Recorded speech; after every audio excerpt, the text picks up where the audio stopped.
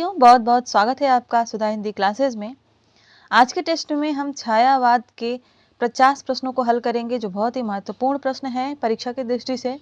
यह टेस्ट संख्या 12 है। चलिए देखते हैं आज का पहला प्रश्न।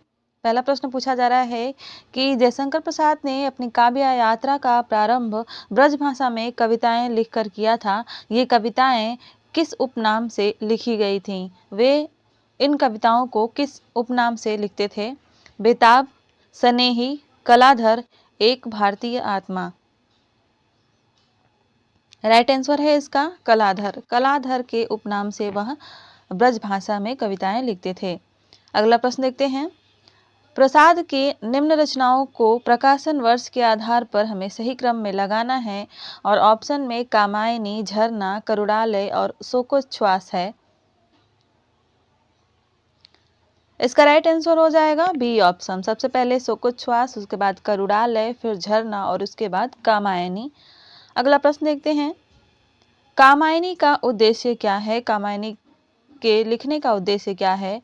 इच्छा, क्रिया और ज्ञान का सामंजस्य, आनंदवाद की स्थापना, समरसता में जीवन की सफलता या उक्त सभी। आपको बताना है कि इसमें से कामायनी का उद्देश्य क्या है। राइट आंसर है इसका ये सभी जो है कामायनी के उद्देश्य हैं। बढ़ते हैं अगले प्रश्न की तरफ। पूछा जा रहा है कि प्रसाद की श्रेष्ठ आख्यानक कविताओं को जिस संग्रह में स्थान मिला है वह संग्रह कौन सा है? झरना, लहर, आंसू या महाराणा का महत्व। और इसका राइट आंसर हो जाएगा लहर। अगला प्रश्न देखते हैं। निराला की तुलसीदास कविता का वर्ण विषय क्या है? तुलसीदास की जीवनी, तुलसी द्वारा पाए गए कष्टों का वर्णन, रत्नावली द्वारा उनके अनाहूत पहुंचाने पर कहे गए अपशब्द और तत्पश्चात उनका आत्मोन्नयन या रामचरितमानस को लिखने का उनका अनुभव। और इसका राइट आंसर हो जाएगा सी ऑप्शन। अगला प्रश्न देखते हैं। महादेवी वर्मा की खड़ी बोली की प्रथम कविता कौन सी है? दिया, विसर्जन, प्रतीक्षा या उस पार। महादेवी वर्मा की खड़ी बोली की प्रथम कविता है दिया। राइट आंसर हो जाएगा इसका ऑप्शन ए दिया। अगला प्रश्न देखते हैं क्या पूछा जा रहा है। अगला प्रश्न है। सुमित्रानंदन पंत की निम्न काव्य संग्रहों का सही प्रकाशन वर्ष क्या है? गुंजन है, पल्लव है, वीणा है और उच्छ्वास है। हमें इन्हें सही क्रम में लगाना है और इसका राइट आंसर हो जाएगा ऑप्शन सी। सबसे पहले उच्छ्वास, उसके बाद वीणा, फिर पल्लव और उसके बाद गुंजन। राइट आंसर हो जाएगा इसका सी ऑप्शन यानी स। अगला प्रश्न है। पंत द्वारा रचित एकमात्र महाकाव्य कौन सा है? सुमित्रानंदन पंत जी द्वारा लिखित एकमात्र महाकाव्य कौन सा है? लोकायतन है, परिवर्तन है, कामायनी है या पल्लव है? राइट आंसर है इसका लोकायतन। अगला प्रश्न है। पंत जी का प्रिय छंद कौन सा रहा है? रोला, सोठा, उल्लाला या कुंडलिया। सुमित्रानंदन पंत का प्रिय छंद कौन सा रहा है? राइट आंसर है इसका रोला। सुमित्रानंदन पंत का प्रिय छंद रोला था। अगला प्रश्न है। छायावाद की लघुत्रयी में कौन कौन है? ऑप्शन में है महादेवी वर्मा, रामकुमार वर्मा, माखनलाल चतुर्वेदी, मोहनलाल महतो, पंत, उदय शंकर भट्ट, रामकुमार वर्मा, आरसी प्रसाद सिंह या उदय शंकर भट्ट और माखनलाल चतुर्वेदी, पंत या उदय शंकर भट्ट। इसका राइट आंसर हो जाएगा महादेवी वर्मा, रामकुमार वर्मा और यहाँ पर माखनलाल चतुर्वेदी न होकर भगवती चरण वर्मा रहेगा। ऑप्शन थोड़ा सा गलत लिख गया है, भगवती चरण वर्मा रहेगा। तो तीनों वर्मा हैं छायावाद की लघुत्रयी में। अगला प्रश्न देखते हैं। 11 नंबर का प्रश्न है। राका, मानसी, विसर्जन, युगदीप आदि कविता संग्रहों के रचयिता कौन है? उदय शंकर भट्ट जी हैं या रामकुमार वर्मा जी हैं या केदारनाथ मिश्र हैं या मोहनलाल महतो हैं? राका, मानसी, विसर्जन इत्यादि जो कविताएं हैं, कविता संग्रह है, उसके रचयिता कौन है? राइट आंसर है इसका उदय शंकर भट्ट या उदय शंकर भट्ट जी के कविता संग्रह हैं। अगला प्रश्न है। अनुभूति और अंतर्ध्वनि किस परवर्ती छायावादी कवि के काव्य संग्रह हैं? ऑप्शन में है जनार्दन प्रसाद झा द्विज, उदय शंकर भट्ट, केदारनाथ मिश्र या रामकुमार वर्मा। यह किसका काव्य संग्रह है? राइट आंसर है इसका जनार्दन प्रसाद झा द्विज, यह इनका काव्य संग्रह है। अगला प्रश्न देखते हैं। अगला प्रश्न पूछा जा रहा है कि नीरजा के लिए महादेवी जी को कौन सा पुरस्कार मिला? महादेवी वर्मा को कौन सा पुरस्कार मिला था? ज्ञानपीठ, मंगला प्रसाद पारितोषिक, सेक्सरिया पुरस्कार या मीरा पुरस्कार? और इसका राइट आंसर है सेक्सरिया पुरस्कार। आपको बताना है कि किस सन में मिला था, कमेंट में जरूर बताइएगा। अगला प्रश्न है, पंत ने गुंजित अली किसे कहा है? एकांत को, निर्जन को, प्रकृति को या समाज को? आपको बताना है कि पंत जी ने गुंजित अली किसे कहा है। राइट आंसर है इसका एकांत को। अगर आप इस क्लास पे पहली बार आए हैं, इस चैनल पे पहली बार आए हैं और क्लास को पहली बार देख रहे हैं, क्लास अच्छी लग रही है, टीजीटी, पीजीटी, यूजीसी नेट की परीक्षाओं की तैयारी अच्छे से करनी है तो चैनल को सब्सक्राइब अवश्य कर लीजिएगा। क्लास अच्छी लगे तो लाइक करिएगा और अपने दोस्तों के साथ शेयर करिएगा। अगला प्रश्न है कि किस आलोचक ने छायावाद का प्रवर्तक कवि जयशंकर प्रसाद को स्वीकार किया है? नामवर सिंह ने, डॉक्टर नगेंद्र ने, इलाचंद्र जोशी ने या प्रभाकर माचवे ने? राइट आंसर है इसका इलाचंद जोशी ने। अगला प्रश्न है, किसने छायावाद नाम का उद्घोष सर्वप्रथम किया था? प्रसाद ने, पंत ने, निराला ने या मुकुटधर पांडे ने?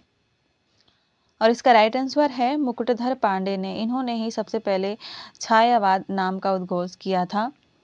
अगला प्रश्न है, किस विद्वान आलोचक ने छायावाद की सर्वप्रथम मनोवैज्ञानिक आलोचना की थी? डॉक्टर नगेंद्र ने, प्रभाकर माचवे ने, इलाचंद्र जोशी ने या विनय तोष ने? राइट आंसर है इसका डॉक्टर नगेंद्र ने। अगला प्रश्न है, सुमित्रानंदन पंत छायावाद के प्रवर्तक हैं, यह वाक्य किसका है? डॉक्टर नगेंद्र का, रामविलास शर्मा का, नामवर सिंह का या नंद दुलारे वाजपेयी का? आपको बताना है कि यह कथन जो है किसका है और इसका राइट आंसर हो जाएगा डी ऑप्शन, नंद दुलारे वाजपेयी जी का यह कथन है। अगला प्रश्न है, कौन सा कवि स्वच्छंदतावाद की काव्यधारा के अंतर्गत आता है? रूपनारायण पांडे, रामकुमार वर्मा, भगवती चरण वर्मा या हरिवंश राय बच्चन? आपको बताना है कि इसमें से कौन जो है स्वच्छंदतावाद की काव्यधारा में आते हैं और इसका राइट आंसर हो जाएगा रूपनारायण पांडे।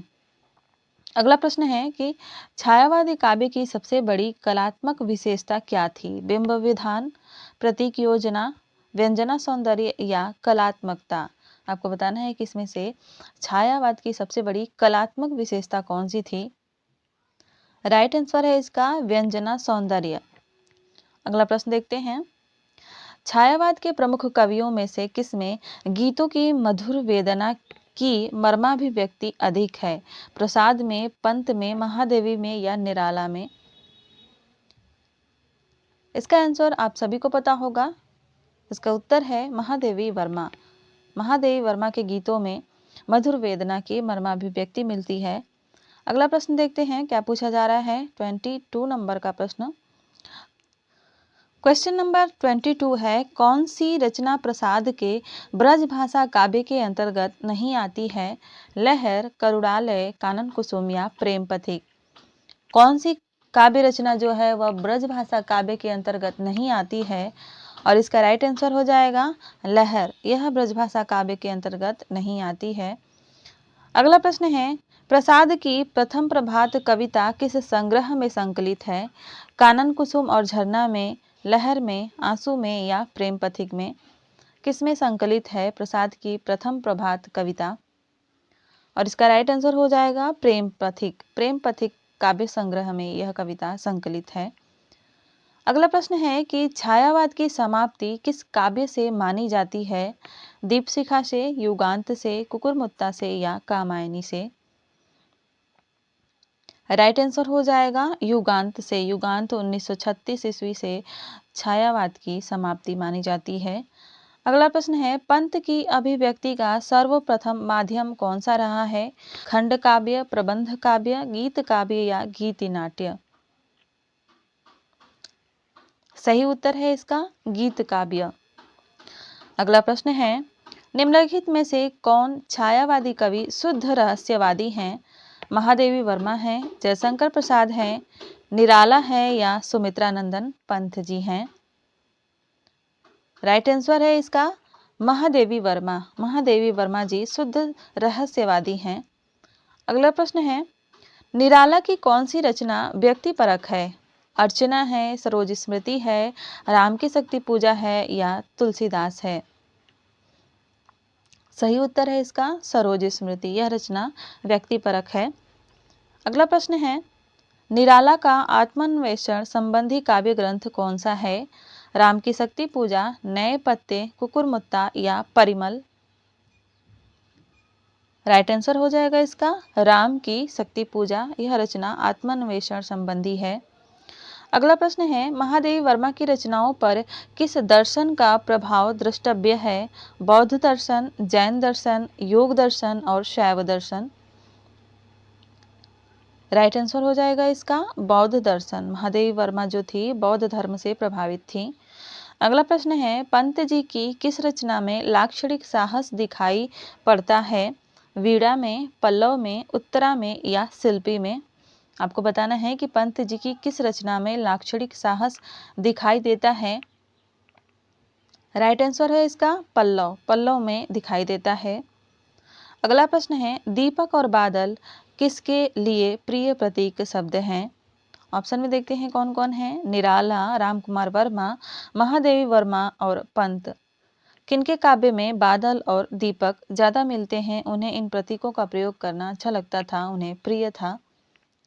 राइट आंसर है इसका महादेवी वर्मा। अगला प्रश्न है, महादेवी वर्मा की प्रथम रचना कौन सी है? निहार, रश्मि, नीरजा या दीपशिखा?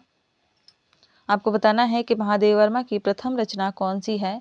यहाँ प्रथम रचना ना होकर प्रथम काव्य संग्रह होगा। प्रथम काव्य संग्रह कौन सा है? और राइट आंसर हो जाएगा इसका निहार। निहार इनका प्रथम काव्य संग्रह है, 1930 में प्रकाशित हुआ था। अगला प्रश्न है, निराला का दार्शनिक सिद्धांत क्या था? अद्वैतवाद, द्वैतवाद, एकेश्वरवाद या सर्वहितवाद? निराला जी किस दार्शनिक सिद्धांत से प्रभावित थे? राइट आंसर हो जाएगा इसका अद्वैतवाद। अगला प्रश्न है, कौन सी रचना निराला की दार्शनिक है? परिमल, अर्चना, अड़िमा और आराधना? इसका राइट आंसर हो जाएगा अड़िमा।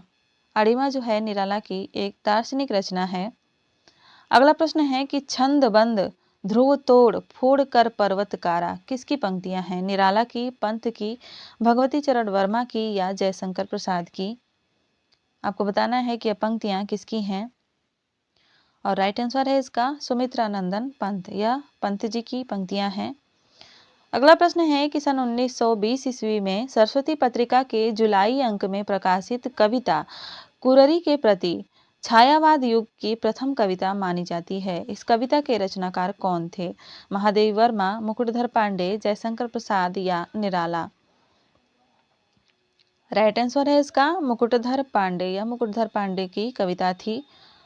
बढ़ते हैं अगले प्रश्न की तरफ। पूछा गया है कि किस समीक्षक ने छायावाद को तत्कालीन काव्य की संपूर्ण विशेषताओं की व्यंजना में असमर्थ समझकर उसके स्थान पर स्वच्छंदतावाद शब्द का प्रयोग अधिक सार्थक माना है? डॉक्टर बच्चन सिंह ने, प्रोफेसर वासुदेव सिंह ने, डॉक्टर नामवर सिंह ने या डॉक्टर रामकुमार वर्मा ने? राइट आंसर है इसका डॉक्टर बच्चन सिंह ने। बच्चन सिंह ने माना है। अगला प्रश्न है, छायावाद को चित्र भाषा शैली किसने कहा है? डॉक्टर शिवदान सिंह चौहान ने, डॉक्टर नामवर सिंह ने, आचार्य रामचंद्र शुक्ल जी ने या नंद दुलारे वाजपेयी ने? छायावाद को चित्र भाषा शैली किसने कहा है? राइट आंसर है इसका आचार्य रामचंद्र शुक्ल जी ने। आगे बढ़ने से पहले मैं आप लोगों से कुछ कहना चाहती हूँ। कोई भी क्लास आप लोग देखिए तो उसको पूरा देखा करिए। अगर आप सही से तैयारी करना चाहते हैं तो किसी भी क्लास को देखिए, चाहे वो मेरे चैनल की है या किसी भी चैनल की है या कहीं से भी आप पढ़ रहे हैं, कोई टॉपिक पढ़ रहे हैं तो उसको बीच में अधूरा ना छोड़ा करिए, पूरा पढ़ा करिए, तभी आप परीक्षा में अच्छे से अच्छे नंबर स्कोर कर सकते हैं।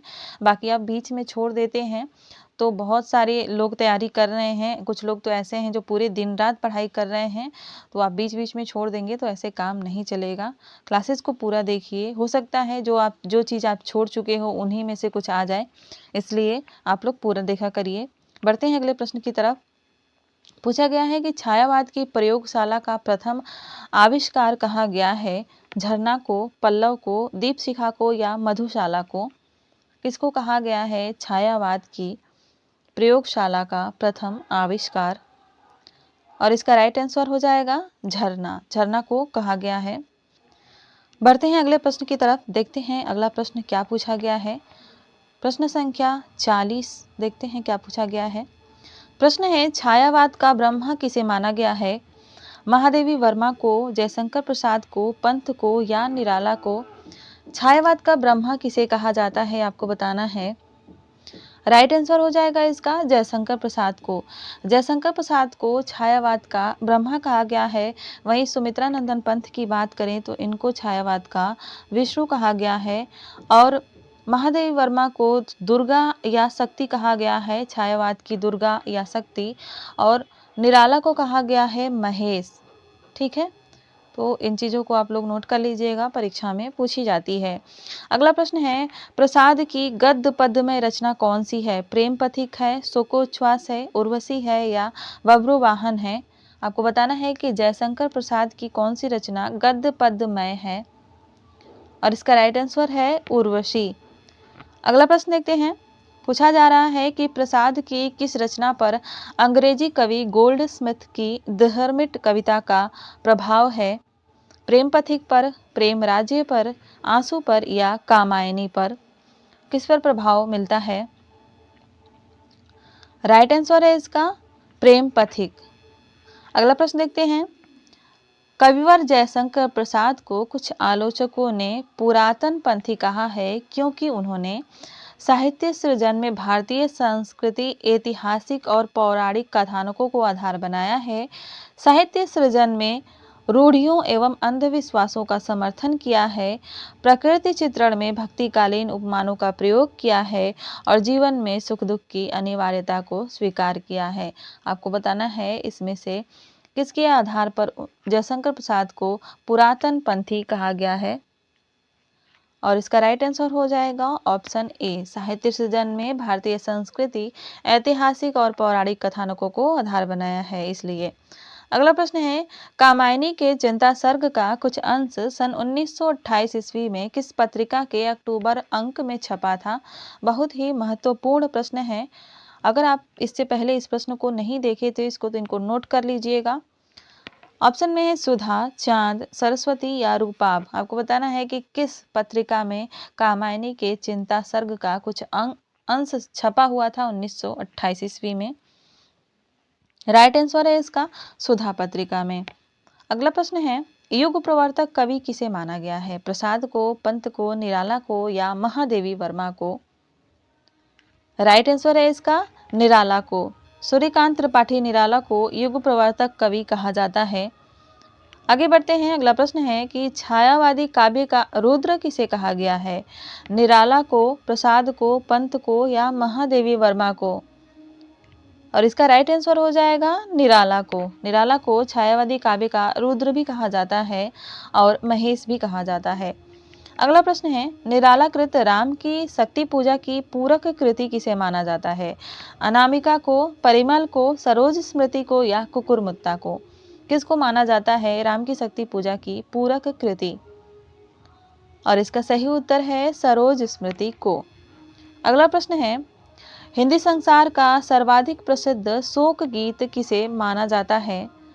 ऑप्शन में है सरोज स्मृति, अनामिका, कुकुरमुत्ता या पारम। किसको जो है संसार का सर्वाधिक प्रसिद्ध शोक गीत माना? और राइट आंसर है इसका सरोज स्मृति। अगला प्रश्न है, पंत के काव्य उच्छ्वास की काव्यात्मक शैली में समीक्षा किसने की है? शिवाधार पांडे ने, नामवर सिंह ने, रामचंद्र शुक्ल ने या निराला जी ने? राइट आंसर है इसका शिवाधार पांडे जी ने। अगला और अंतिम प्रश्न है इस प्रैक्टिस सेट का। कमेंट में जरूर बताइएगा कि आपके कुल कितने प्रश्न सही हुए। प्रश्न है, पंत तथा बच्चन द्वारा रचित सहयोगी रचना कौन सी है, यानी दोनों ने मिलकर किस रचना को लिखा है? खादी के फूल, मधुशाला, मधुकलश और चिदंबरा।